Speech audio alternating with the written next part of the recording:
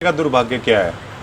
क्या कुलदीप वत्स को चुन लेना नहीं या ओम प्रकाश धनखड़ की हार नहीं, देखिए या आपको ना चुनना? नहीं नहीं नहीं नहीं नहीं, देखिए प्रवीण भाई, अभी मैं पीछे उनका एक देख रहा था। हाँ, वो जाति विशेष पर कमेंट करते हैं। मैं तो हमेशा एक बात कहता हूँ हाँ, कि धर्म की राजनीति नहीं होनी चाहिए, राजनीति का अपना एक धर्म होना चाहिए।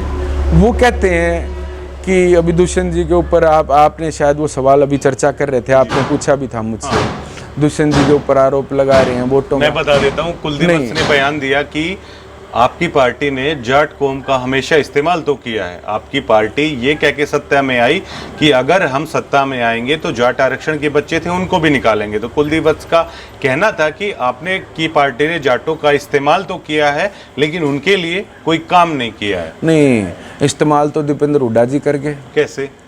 अपने नाम पे वोट मांग के, अपने नाम पे वोट मांग के एक ऐसे आदमी को बादली से विधायक बना दिया जो राशन कार्ड पे नाम देख के लोगों से बात करता है। जी। तो ऐसे आदमी को अनपढ़ नेता को बना दिया। नहीं नहीं नहीं, ऐसे आदमी को बना दिया जो नाम देख करके का लोगों के काम करता है। जबकि होना तो ये चाहिए, जब आप विधायक चुने गए तो आपको किसी के अंदर कोई भेदभाव नहीं करना चाहिए। कुलदीप वत्स एक जाति विशेष से रंजिश रखते हैं, आपका कहने का बिल्कुल है, बिल्कुल है। ये तो दुर्भाग्य है मेरे विधानसभा क्षेत्र का। और दीपेंद्र हुड्डा जी अपने नाम पे वोट मांग करके ऐसे व्यक्ति को उन्होंने विधायक बनवा दिया बादली से कि जो नाम देख करके लोगों से बात करता है और उनके काम करता है। नाम में मतलब आप क्लियर कीजिए इस बात को। नहीं, देखिए मैं प्रवीण भाई, मैं शेक्सपियर तो ये कहते हैं नाम में क्या रखा है, आप कहते हैं कि विधायक है वो नाम देख के काम कर रहे हैं। नहीं, मैं प्रवीण भाई हमेशा एक बात कहता हूँ कि हम लोगों ने तो कभी इस बात का, अब आपने देखा भी होगा पार्टी के अंदर भी सभी साथी किस प्रकार से मिलजुल करके काम करते हैं,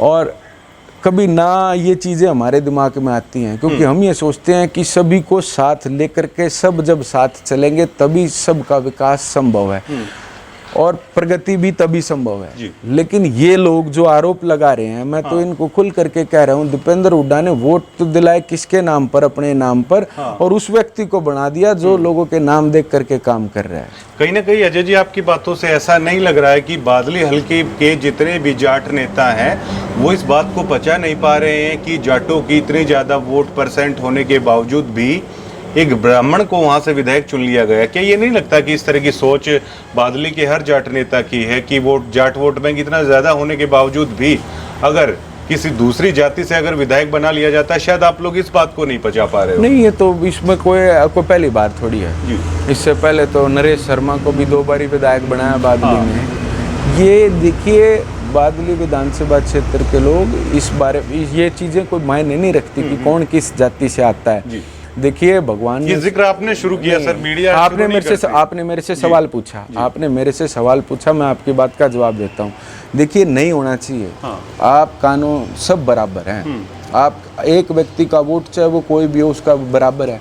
मैं यही तो कह रहा हूँ कि विधायक को कम से कम ये चीजें सीखनी चाहिए कि वो किसी जाति विशेष के या किसी कुछ विशेष लोगों के विधायक नहीं है। वो पूरे बादली के विधायक हैं। उनको ये भेदभाव लोगों के बीच में नहीं करना चाहिए। कम से कम विधानसभा में पूरे बादली हल्के के लोगों ने देखा है सर, दुष्यंत सिंह चौटाला को उन्होंने खुद बोला जब जाट समाज के लोगों ने कुलदीप वत्स को ज्ञापन सौंपा था कि आप विधानसभा में मांग उठाइए कि आरक्षण के जो बच्चे जेलों में हैं उन्हें जल्दी से जल्दी निकलवाया जाए। क्या वो बच्चे बाहर नहीं आए?